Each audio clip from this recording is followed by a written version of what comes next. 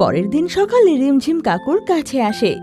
কাকু, আমি এসে গেছি, আমাকে সাঁতার শেখাও। শোনো রিমঝিম, তোমাকে শুধু আর একটা কাজ করতে হবে। কি কাজ করতে হবে কাকু, বলো আমাকে। নদীর ধারে যে গাছ আছে না, ওই গাছের একটা শাখা নদীর উপরে আছে, তার উপরে একটা আম আছে। তোমাকে শুধু ওই আমটাকে নিয়ে আসতে হবে। এটা তো খুবই সহজ কাজ, আমি এক্ষুনি করে দিচ্ছি। এরম বলে ও নদীর দিকে চলে যায়।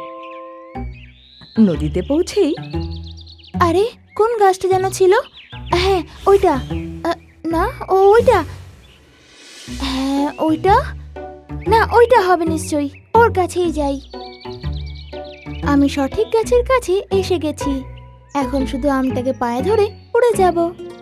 রিমঝিম যেই আমটাকে পায়ে ধরে, অমনি ওর নখ আমে আটকে যায়। আমের ওজন বেশি হওয়ার কারণে ও জলে ডুবতে থাকে, যার সাথে রিমঝিমও ডুবতে থাকে আর জলের ভেতরে চলে যায়। ও জলের নিচে শ্বাস আটকে খুব জোরে ডানা ঝাপটায়, যার কারণে ও সাঁতার কেটে উপরে চলে আসে। আর ওর উপরে আসতেই কাকু ওকে পায়ে ধরে নিয়ে আসে আর ওই নখ থেকে আমটা আলাদা করে।